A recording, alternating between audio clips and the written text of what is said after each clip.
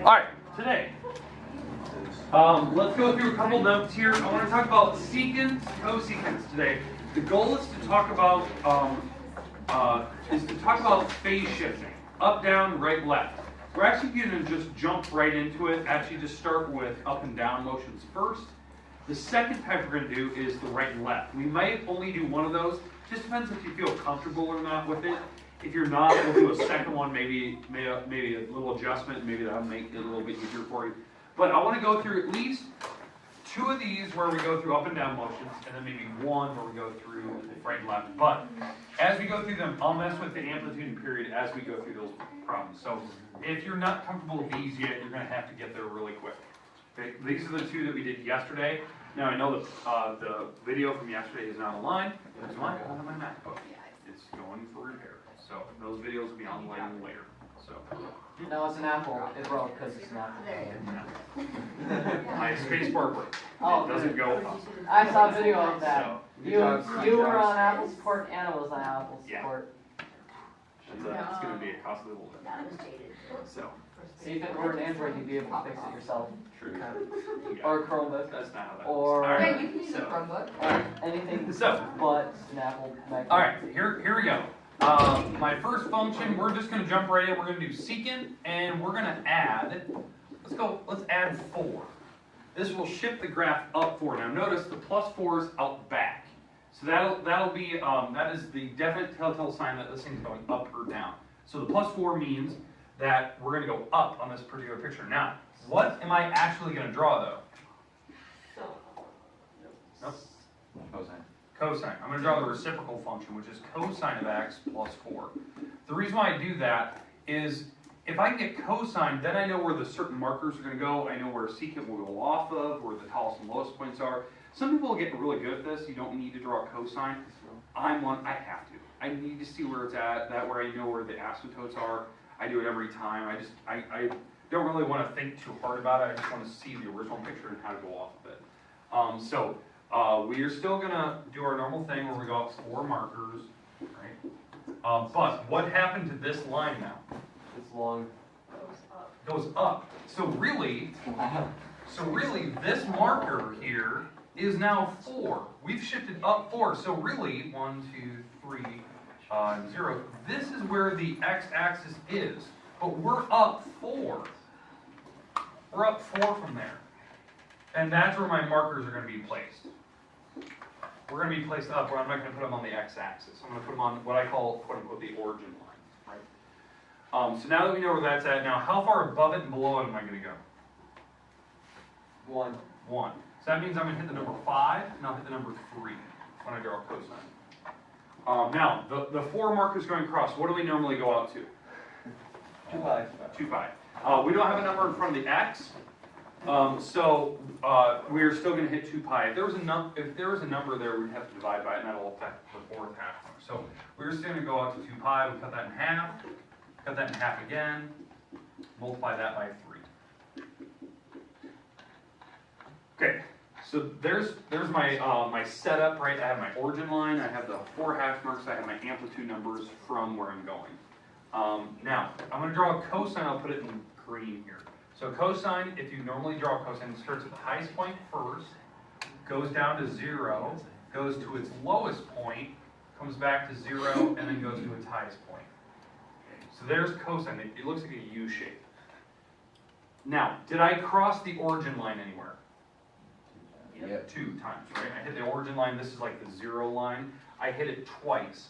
So there's going to be 2 asymptotes on this graph. Right there and there.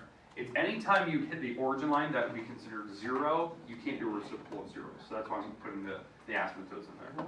And again, you can put any type of dash line you want. Alright, now that we have that, secant is going to go off of this. It'll have the same high point and low point and high point, but it'll just go the opposite direction. So if cosine goes down, secant will go up. If cosine blows up, secant will blow down. And if cosine goes down here, secant will go up. And what I normally do is I get rid of cosine, and that's my final drawing. Now, obviously, we can go to the right and left more if I want another pi over 2 this way, I could finish that drawing. Go another pi over 2 this way, I could finish that, and then draw another asymptote drawing. So this is just one picture length. I'm not drawing all of them, because obviously these things go forever. Okay, questions on secant, how to shift it up, down.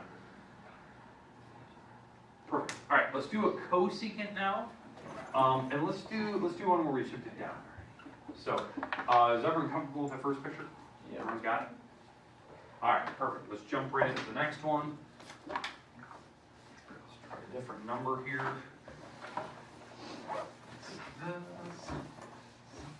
So now we're going to do cosecant, and we're going to shift it down. Let's go down 10.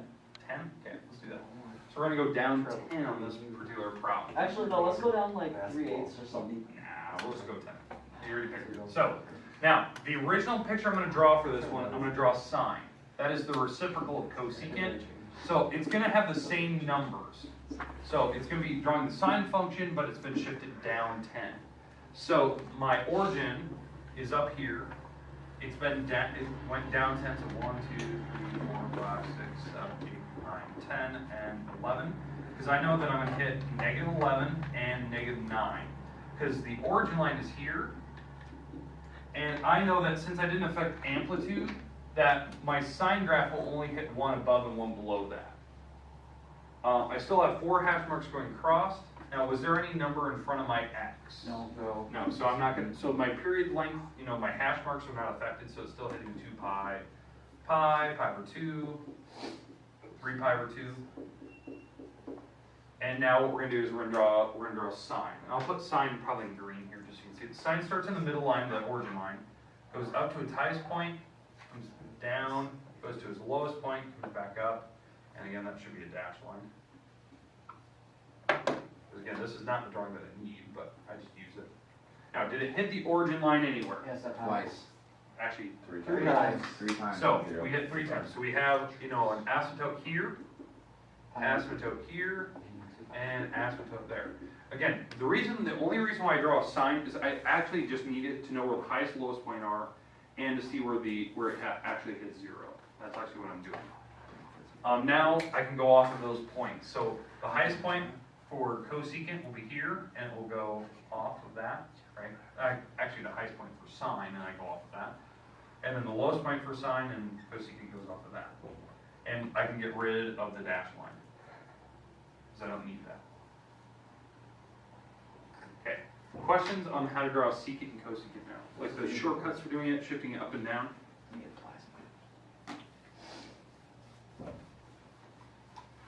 All right, so let's do one now where we move right and left. Now this is one where I'm going to mess with the amplitude as well, because I haven't done one of those yet. So now it doesn't really matter to me what particular picture you want. Do you want a secant or cosecant? Secant. Let's do it. We'll do the secant and we'll mess with the amplitude and we're going to shift it right and left. Let's go with, so right and left, let's go with 3 secant 5x minus 2 pi. So this is definitely affecting amplitude, and the right and left shift is because they're adding or subtracting a number in here. Now, for me, I know that I'm not going up or down any. So that's the nice thing. Just because they're not putting a plus or minus sign out back, so I know that the actual graph itself will actually be centered right on the x-axis. So that's kind of nice to know. I know that my amplitude will be hitting 3 and negative 3. So I know I can put those numbers in there right away. The only problem is I got to figure out where my starting point is. The starting point might be over here, it might be on this side. So that's where we have to find that first. Again, what I'm actually going to be drawing here is I'm actually going to be drawing this. I'm actually drawing the cosine, because that's the reciprocal of secant. And so notice I just keep all the numbers where they're at. So I'm actually going to draw this picture first, and then I can go off of there to draw secant. But to find that starting point, you always take whatever's in that parenthesis and you set it equal to 0 to figure out where this graph's going to start. That works for sine, cosine, cotangent, secant, cosecant, right? They all use that 0. The only one that would be different would be tangent, and that would be the middle of the graph, where this thing would be. Okay, so I'm going to add the 2 pi crossed, that makes positive, and then divide by the 5. So my starting point, or the starting point on this graph is actually 2 pi over 5. Makes sense how I started? Like that's where I'm going to start cosine. So it'll start at the highest point here, and then work its way down and draw like a U shape. From there, that's the starting point. Now obviously we can keep going this way and drawing it this way over there, but that's what I'm going to do. Now what I need to find is the next 4 markers. And this seems to be the part that a lot of people get confused on. They don't know like where those markers are. That's where you have to do a little bit of work off to the side. Like I know how to start. Most people can look at that and just immediately know it's 2 pi divided by 5 to where the start point is. But they don't know like what to add or how do they get to the next markers.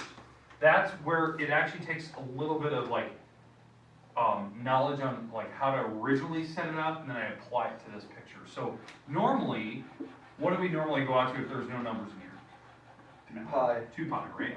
We normally hit 2 pi. But the problem is, we do have a number in front of x.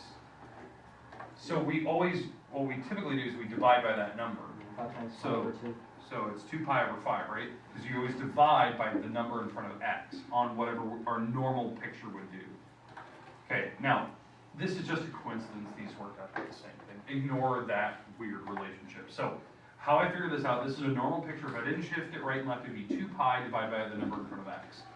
Now what I'm going to do is I'm going to split that in half. So, cutting that number in half, that would be 2 pi over 10, which is pi over 5. Cut that in half again. 10, multiply that by 3. If this is a normal picture, this is what it would look like. The only reason why I set this up is I wanted that number. That number from the original setup is actually the spacing from here to the first marker. I'm going to add a pi over 10. In fact, I'm going to keep doing that over and over and over until I find all the hash marks I need. That's why I always do this off to the side. I figure out what my hash marks would have been if it didn't go right and left, and I use that distance. Okay, does that make sense? And that number will change from problem to problem, what you're going to add.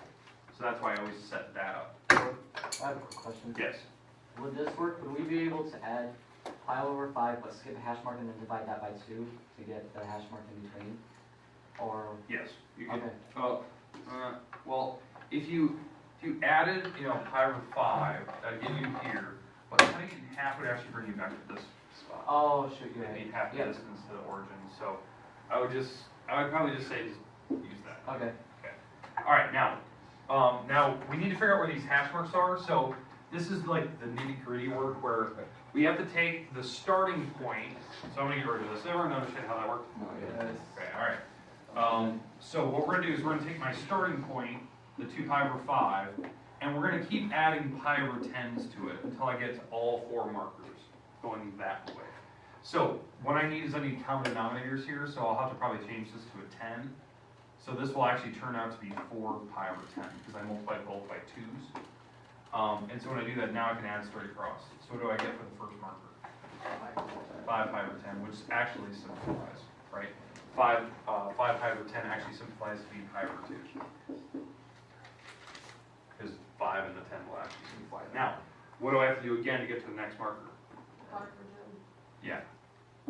Take whatever we just got, which is the pi over 2, and you're going to add a pi over 10 again. Which, by the way, this is that second marker. I didn't simplify it here. I'm going to add a pi over 10. What do you get? 6 pi over 10. 6 pi over 10. Well, that simplifies because I can take out a 2. So this would be 3 pi over 5. If I actually take out a 2. And then we're going to do it again. We're going to take that 6 pi over 10, which simplified, and I'm going to add a pi over 10 again. What do I get? And that does not simplify, so that's 7 pi over 10. And the last one, same thing. I'm going to take that 7 pi over 10. Right? 7 pi over 10, and I'm going to add pi over 10 to it. And I get 8 pi over 10. 8 pi over 10, which simplifies to be, what, 4 pi over 5? Now, obviously, There is a pattern there. There is this weird relationship, like how I'm doing that. It's not necessarily easy to see that. That's why I just add pi over 10 and I don't think about it. Just mindless work. Add pi over 10 each time. Figure out the 4 hash marks. Don't try to recognize the pattern. You might mess it up.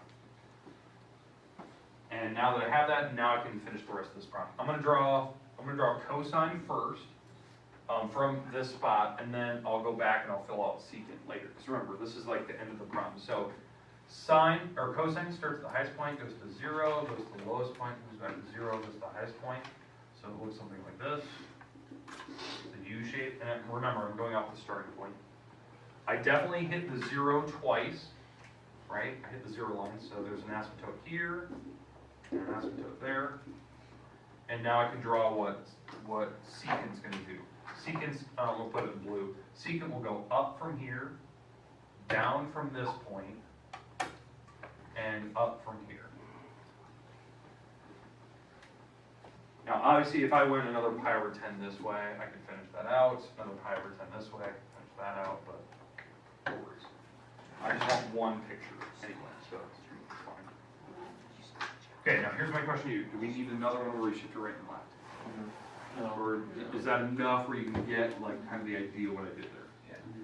Okay, here's your last assignment of the week. I kind of warned you of it. If you have not finished page 546, you should be probably working on that. I have the answer key already made. I had it done the other day. So if you needed to check page 546, the one with tangent, turn that in today. If you haven't, I know a lot of people already have. Today's assignment is actually shorter than that one. It's just on secant cosecant. The weird part is it starts on the same pages, because this section actually mixed them all together. But here's your page. We're on page 547. This is due on Wednesday next week. That way you have plenty of days to work on it. But it's due Wednesday. It is problems number 30 through 44, the evens. So just do the evens, don't do all. That'd be way too easy. Just do the evens. And then 47, 48. That's on secant and cosecant. That's all it is. Pretty straightforward. Draw it by hand, make sure you're labeling all those spots. I had a great question from, who was it this morning? It was, I think it was Tyler Cumsher asked this morning. He was trying to graph on Wolfram Alpha, and he was having problems with it, so he was check. The trick on Wolfram Alpha is to put parentheses in there. So put parentheses around like the X. So if you're drawing this, right, if you're trying to graph this, you could type in 3 secant and then make sure you put those parentheses in there. And when I have pi, just write pi as pi. So I just write pi right now, right? So it'd be 3 secant parentheses 5x minus 2, and then write pi and pi, close parentheses, and it will graph it right. So you get kind of a sense. But the problem is it'll show up like a bunch of period lengths. So you got to kind of figure out where you're starting and stopping point is.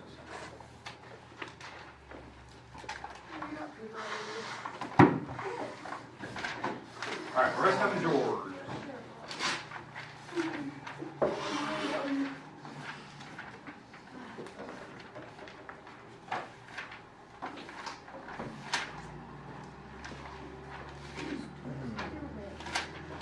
All right, just to let you know, I'm expecting a phone call here in about 2 minutes, 3 minutes or so don't be alarmed if I actually have to take a phone call. Right. How did Mr. Call? Hi. From who? Mr. Call back, sir? What? Let me talk to me. 800 Other people go. 200 numbers. 1-800 Great Fast. That was a little That's a little loud. They're calling back or what? No. 1-800-30. Hey, let's get off the computers and stuff. We got plenty of homework here. You would. Dude, sir. What? You guys doing something extra? You guys are eating I don't know. I haven't gotten any response yet. They run the Warriors, so we should be fine. Who's gonna be staying around?